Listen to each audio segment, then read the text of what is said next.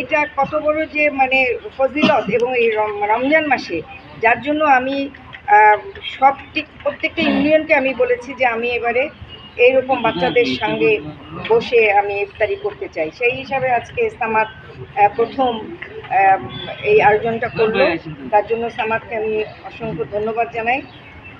এখন কথা হলো যে আপনারা জানেন যেহেতু আমরা রাজনীতি করি, যদিও ইফতারের সময়, এবং আমরা যেন আবার এদেশের মানুষের মানে তাদের পাশে থেকে তাদের কল্যাণে তাদের উপকার করতে পারি, পাশে থাকতে পারি, সহযোগিতা করতে পারি, তার জন্যই কিন্তু আমাদের জাতীয়তাবাদী দল অর্থাৎ বিএনপি, অনেক নির্যাতিত ছিলাম ১৪টি বছর। আমার ভারপ্রাপ্ত চেয়ারম্যান তারেক জিয়া বিদেশের মাটিতে আছে এবং অনেক নির্যাতনের শিকার আমরা সবাই জানি, পুরা পৃথিবী জানে, শুধু বাংলাদেশ না। তো এখন একটি সুযোগ এসেছে যে আমরা একটি মানে কলুষ মুক্ত হতে পেরেছি। সামনে আমাদের যে মানে নির্বাচন হবে, সেই নির্বাচনে কি হবে, কিন্তু প্রথম মনে রাখতে হবে যে আমাদেরকে ধানের শীষকে জয়যুক্ত করাতে হবে, যে প্রার্থী আমাদেরকে দল থেকে দিক না কেন।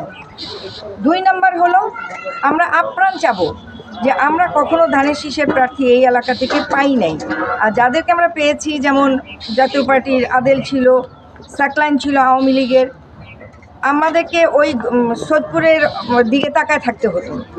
এবারে যখন সুযোগ এসেছে, এখান থেকে অনেকেই প্রার্থী হতে চাচ্ছে, আমিও একজন প্রার্থী আপনাদের সামনে এসে দাঁড়াইছি। আজকে শুধু এইটুকু বলে শেষ করতে চাই যে আমরা সবাই এক থাকি, আপনারাও মুখে মুখে ধানের শীষের কথা ছড়াই দিবেন, কারণ সময় কিন্তু খুবই কম। আজ না হলেও 2 মাস পরে, 2 মাস পর না হলেও 4 মাস পরে নির্বাচন হতেই হবে। তো সুতরাং আপনাদের যেখানেই বসবেন, চায়ের দোকানে বসেন, হাট বাজারে বসেন, ধানের শীষের কথা বলতে হবে, ম্যাডামের কথা বলতে হবে, তারেক জিয়ার নেতৃত্বের প্রতি আমাদের যে অগাধ বিশ্বাস, আমরা যে নির্ভরশীল এবং তাকে যে আমরা মনে করি একটি মানে শক্ত খুঁটি বাংলাদেশের জন্য।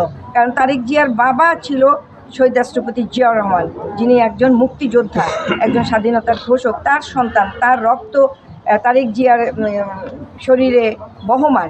তো সুতরাং একজন দেশপ্রেমিকের সন্তান এই নেতৃত্বে আসলে এই দেশকে ইনশাল্লাহ আমরা বিশ্বের মানচিত্রে যেমন করে জিয়াউর রহমান তুলে ধরেছিল, তারেক জিয়ার মাধ্যমেও আমরা একজন উন্নতিশীল দেশে পরিণত করতে চাই। তো বেশি কথা না বলে আজকে এই বাচ্চারা তোমরা যারা আসছো, তোমাদের সঙ্গে আজকে ইফতার করতে পারছি। ভবিষ্যতে আবার তোমাদের সঙ্গে যেন আমার দেখা হয়, এবং তোমাদের শুধু রমজান মাসে না, যে কোনো সময় যে কোনো পরিস্থিতিতে তোমরা আমার কাছে আসবা, এবং আমি আমার সাধ্যমতো ব্যক্তিগতভাবে কতটুকু পারবো জানি না, সাধ্যমতো তোমাদের পাশে থাকার চেষ্টা করব। আপনারা যারা আজকে এখানে বিভিন্ন ওয়ার্ড থেকে আসছেন, আপনাদের সবাইকে ধন্যবাদ দিয়ে আমি আমার বক্তব্য শেষ করছি। খোদা হাফেজ। বাংলাদেশ জিন্দাবাদ। নিতাই ইউনিয়ন জিন্দাবাদ।